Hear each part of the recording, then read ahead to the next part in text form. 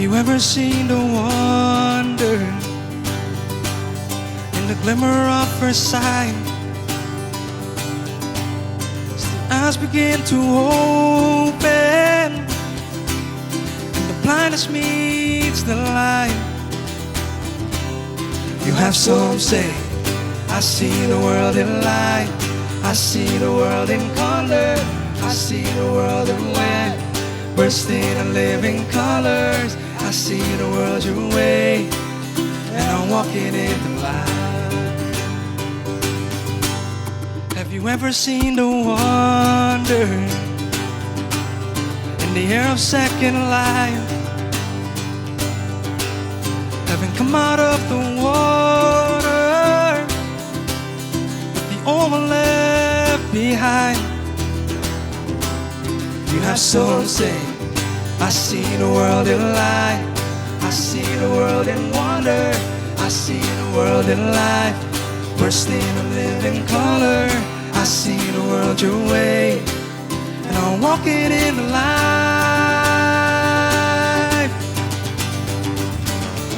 I see the world in love, I see the world in gospel, I see the world your way, and I'm walking in the light, and I'm walking in the wonder, and the wonder is the wild, for the wilderness to wander. You have some say, I see the world in love, I see the world in freedom, I see the Jesus way, and I'm walking in the wild.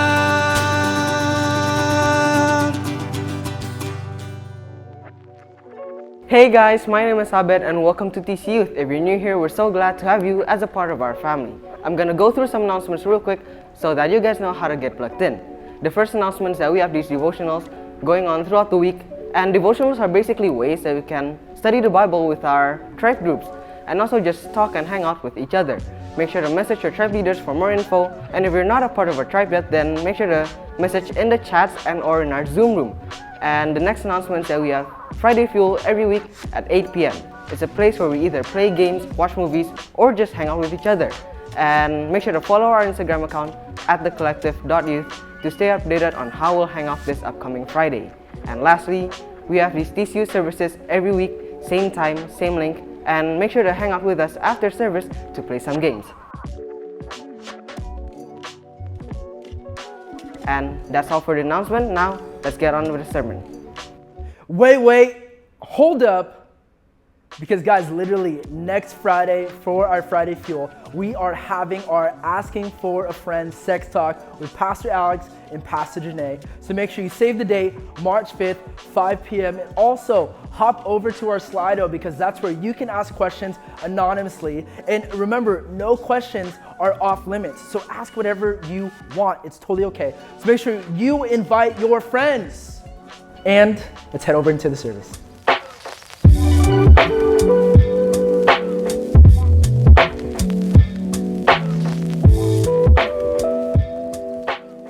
What is up, tcyouth fam?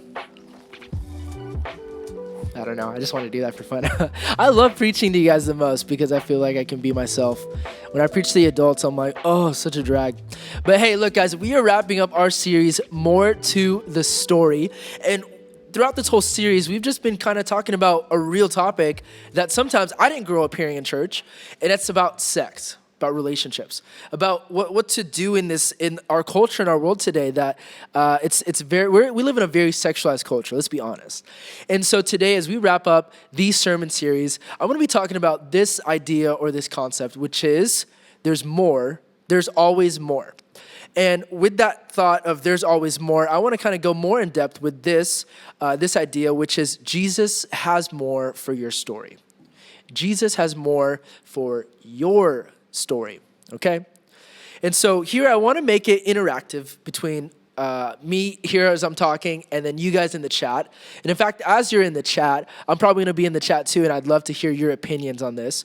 But what I'm going to do is I'm going to say a topic, and then I want you guys to write in in the chat your answer for it. For example, let me give you one. when I say best fast food restaurant, what do you say? Right? So, and then type that in the chat. So don't do it right now. Or if you have, that's okay. But I'm going to ask again. And I'm going to give a couple, and I want you guys to write your answers. I'll kind of give my thought here, but I'll also probably be in the chat with you guys giving my thoughts, and because it's fun. You know, it's interactive. So here we go. Okay, here we go. So when I say best fried chicken, what do you think? I'll let you guys type as you're typing. I don't know, maybe you surprise me. Maybe you have some Gojek food that you know. Maybe you have some secret gem. My answer for that, Awe. Awe fried chicken, majestic. Okay, here's another one.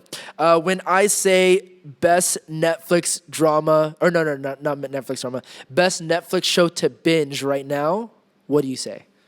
I want to see your answers in the comments. I will say mine. If you haven't heard this yet, Startup, Korean drama. I was literally rewatching it on my way to church today. As third time watching it. I love that show.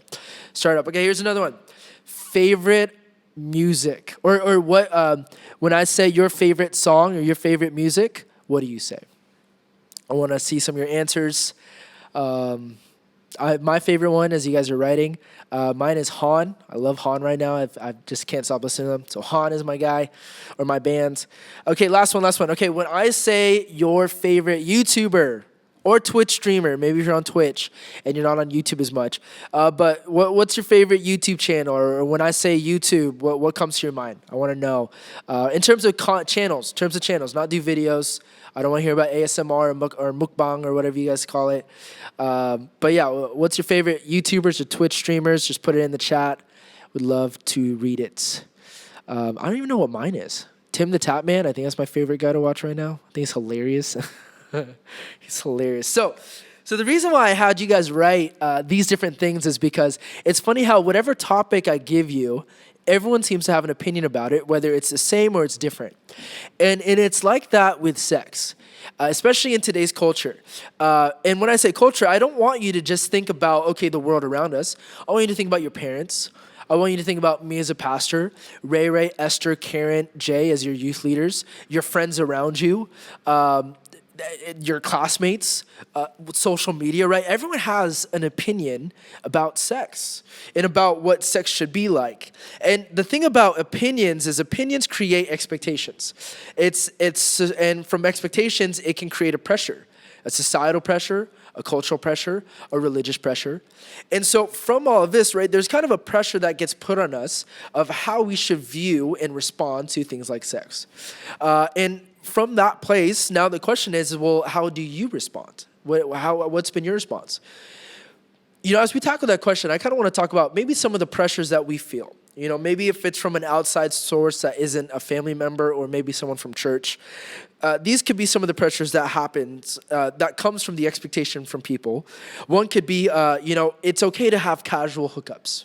That's something I hear a lot on YouTube, something I hear a lot from just people maybe that come in and out of church or friends of mine that they say, oh, Jordan, what's the point? We're just on Tinder. We're not actually engaged, or I'm having sex because I want to see if this is someone I want to spend my life with, right? So there's a sense of casual hookups, a pressure that it's okay.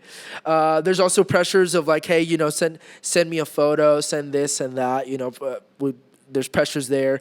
Send texts, texting, stimulating conversation. There's pressures there. Experiment, there's pressures to maybe experiment, try things. No one's looking, behind closed doors. There's also a pressure that maybe you're here and you think you have to know everything about sex before you actually have sex. And so maybe because of that pressure, it puts you in a place where maybe you think you need to try more things or do more things, And so let's paint that as like a outside religious culture pressure, okay? That we hear from friends, we hear from school, we hear from different things. But another pressure that I want to add, if that's one side of the spectrum that just tries to normalize everything about sex, then there's the other side of the spectrum, which is, maybe more of a religious stance, a faith stance. And that there's the pressure from that side, which says, hey, don't go too far. Make sure you don't go too far. It's okay to have relationships, but just don't go too far. Or if you go too far, God will get angry, right? That's an expectation that creates pressure. The other thing, there's a pressure to, hey, if you think about sex, it's bad. Don't even think about it. It's lustful. You're sinning, right? And there's that pressure that gets added to it. Here's another one. There's that pressure to, you need to honor your body or honor someone else's body. That's a temple to God. If you look at porn or if you do this to your body, you're dishonoring God with your body, right? It's a pressure. There's a faith pressure. There's a world pressure. And here's one more, pressure to not have sex before marriage. Pressure like, hey, don't have sex before marriage. It's bad. If you do, you're going to have a broken marriage. It's not going to be good. And so there's that pressure there that comes from that expectation. Now, as I'm saying these things, I'm not saying one is good or one is bad or don't do one, don't do the other. But with that pressure, there's that tension of, well, what are you supposed to do? How are you supposed to respond? Right? With being in that tension between the middle, we always come to this place where, okay, well, if I'm just giving into the pressure of, oh, don't have sex before marriage, or oh, don't think about sex because it's bad. The crazy thing about living in that polarity is it kind of creates this negative picture about sex. This negative picture about expectations about sex, and from that place, like it's kind of sad. Like I've had friends that because they've lived with this mentality of like, I always grew up thinking sex is bad, sex isn't good, don't do it. When they actually get married, they actually have issues in their marriage because they have this really broken view and perspective of sex that now destroys their intimacy with their spouse. So. And then obviously we have the other side of people that just completely normalize sex. That says every aspect of sex is fine because, it's just your thing. It's all about your feelings. So what do we do with these two polarities of pressures and expectations that we kind of have to wrestle with and deal with? Where the one side of religiosity will say you have to do this or else God will be mad. And if you don't do this, you fail. Then you have the other side which says, okay, well, you're free to do whatever you want. And so what I want to do is I want to walk us through this verse here in John chapter 10. Because this is Jesus, and he's talking to some of the religious people at the time, the Pharisees. And the thing about Jesus is never someone that's just about rules. He's always about heart. And I love what it says here in John chapter 10. He says this. So in John chapter 10, John chapter 10. What's going to happen here is I want to kind of paint some of the context behind why Jesus is saying what he's saying. So Jesus is talking to people that maybe grew up in a religious school. Jesus is also talking to people that are farmers, people that work in the mountains, people that work everyday other jobs. And so Jesus is using a reference in John chapter 10 about a sheep and shepherd. And one of the reasons he does that is because he's trying to use their modern day cultural context to teach them about something. It's kind of like how if I try to use, Selena Gomez having a mental breakdown in her life of fame, and how I try to use that to say, hey, this is a great reminder that we could have everything in the world, but it's still not enough without Jesus. Like something like that. It's like using a modern day context to teach you something. And so Jesus, he uses this example of sheep and shepherds. And then he talks about how the sheep will follow the shepherd because they know his voice. But then here it picks up at John 10:10. And it says, the thief comes only to steal, kill, and destroy. But I, Jesus, as the shepherd, have come that they, sheep, us, have life and have it to the full. I'm going to read that again. The thief, which is the devil, comes only to steal, kill, and destroy. I have come that they may have life and have it to the full. So when we think about following Jesus, I'm not talking about following church. I'm not talking about following what Pastor Jordan says. I'm not talking about what following social media says.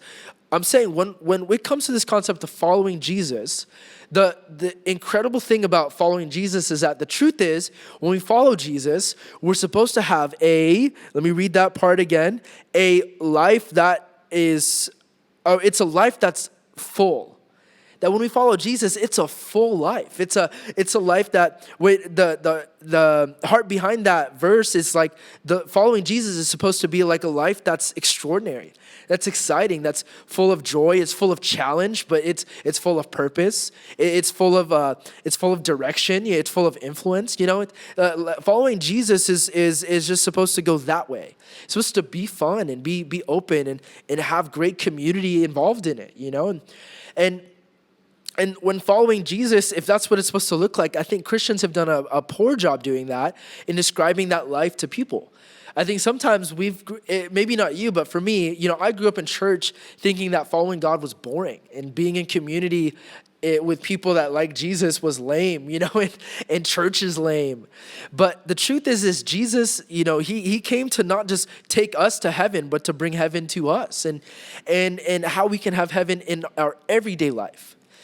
And so if that's the Jesus that we're called to follow and called to go after, then when we're in the middle of these two polarities of intense religiosity, which has good heart and good reasons for it, and then also the other side of, well, just go with your feelings, which there could be some elements of there that could be true, but at the same time, it's not always true. Feelings could totally lead you down the wrong path. And so what do we do in the middle?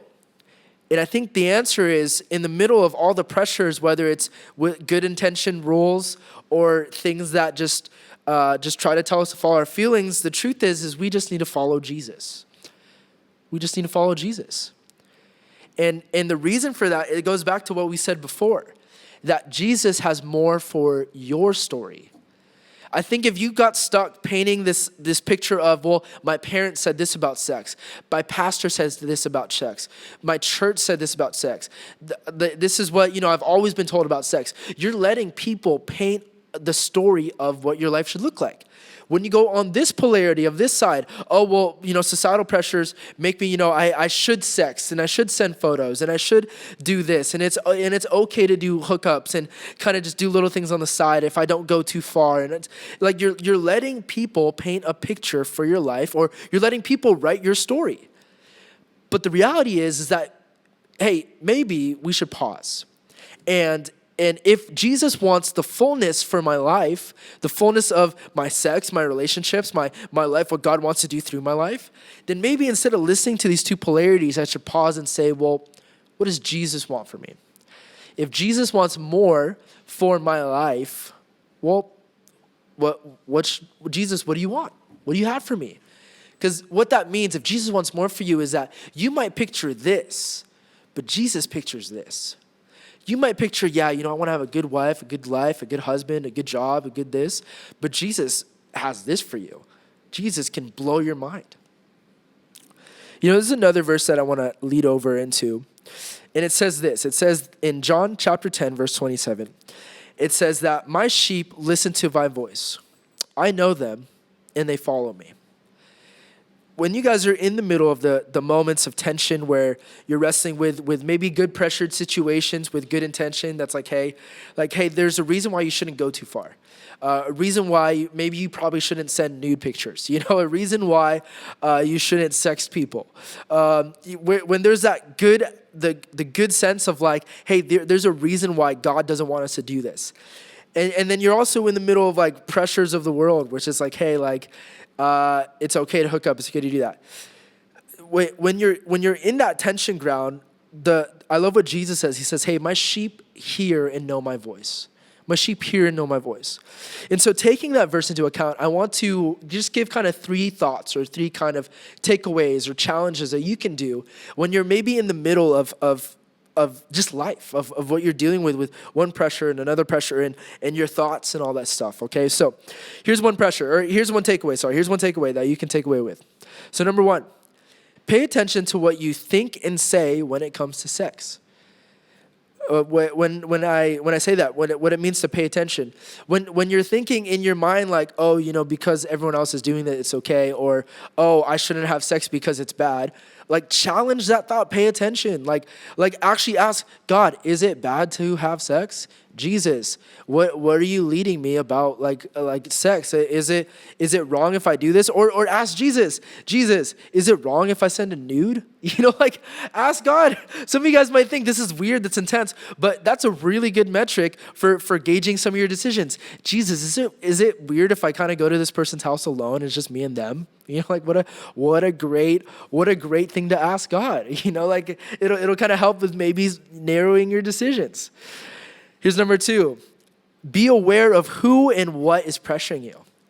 If you're here on this side of the spectrum and you just have this pressure of, Pastor Jordan always just says, hey, don't have sex. Hey, sex, keep your body holy before the Lord. Your body's a temple before God. Don't stain it. And you hear that all the time from me. Like, be aware of that. Like, be aware of the pressure that comes with that. Do you feel like it's good pressure? Do you feel like it's pressure that's challenging you? Do you feel like it's a pressure that's teaching you the why behind not doing things?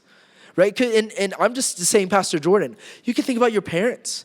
You can insert your friends. Let's go to the other side of the spectrum. When I say be aware of who and what's pressuring you, maybe if there's someone that's saying, oh, you know what? Like, I'm not going to like you if you don't send me a photo. You know what? Like, oh, if you don't sleep with me, you just show that you don't love me. Oh, you know what? If you don't send me a photo of you, of a selfie of me or of you, then like, you know what? Like, I'll just, talk to someone else. That pressure is horrible. That's sad. That's immature. People that pressure people into doing things so they can get their own gain, that's called manipulation. Be aware of that. Do you know that you're being manipulated by someone? That's so sad. Right? So, number 1, pay attention to what you think and feel and say when it comes to sex. Number 2, be aware of who or what is pressuring you. And here's a challenge for some of you guys.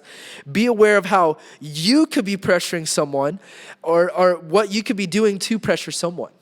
It could be something. Maybe you're pressuring someone about relationships. Maybe you're pressuring them about people making better choices in relationships. I think it's okay to say hey, are you sure this is a smart thing to say? Are you sure it's a smart picture to send? Are you sure you should be texting that guy or going to that girl's house or guy's house alone, just with you? Like, are you sure? I think there's a good thought there, but that thought has to be like, hey, you gotta take that to Jesus.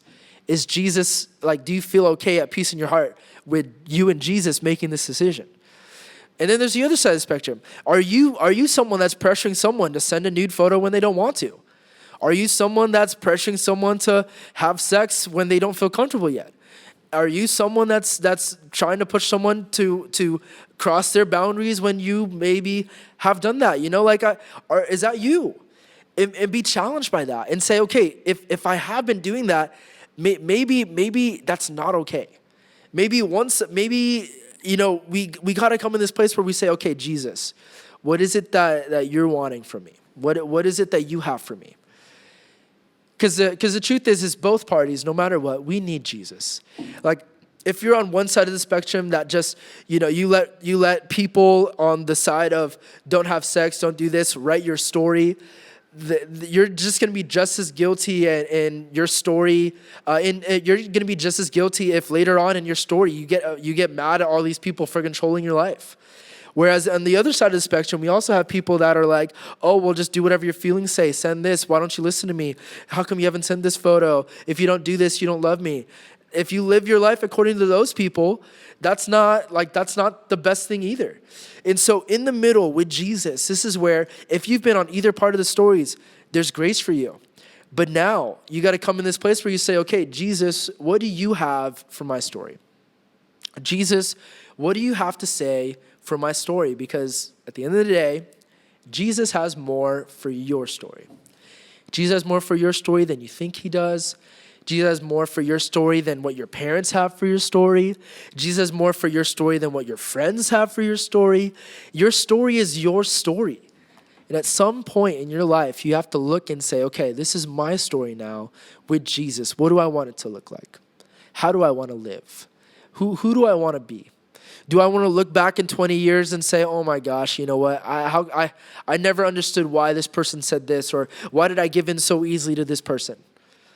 But at the end of the day, you got to say, look, this is my story with Jesus, okay? So like as we wrap up the series, I know talking about this, like talking about sex and talking about following Jesus when it comes to this, it's not exactly the most practical thing. It's not clear. In fact, it could be tricky. But you know, my encouragement to you guys is this is why we have tribes, and this is why we have tribe leaders.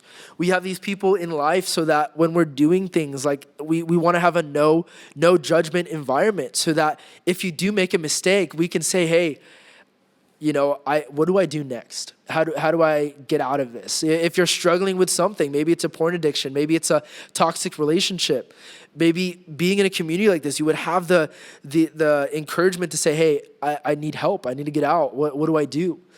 If it's you, we have youth leaders that have gone through things, you know, and if you need help, like no one is in the youth leaders saying like, oh, you know what, because this person messed up, I can't wait to cut them down. Like, or what a failure, they screwed up. Like, we have all messed up. And because of that, we want to journey with you guys and say, hey, you're not alone. God still has more for your story. So that's my encouragement to you guys. Like, be open with us, be honest. It's a safe place for you to journey with us in, and we want to journey with you. And we figure it out together, what God has for your story. So I love you guys, and let's close on some prayer. God, thank you so much just for today as we wrap up this series, talking about how there's more to the story of our story, more to the story of just what people want for our story, whether that has to do with sex and relationship and life, all that stuff. That God, we just want to follow you. That's the main thing. We want to follow you in the midst of all this, that you have the best for us. And so God, we just pray that you would speak to us and challenge us even now. In Jesus' name, amen. Amen. Amen. Well, hey, look, I love you guys. I'm going to see you in tribes, see you in the chat. And yeah, can't wait to see you next week.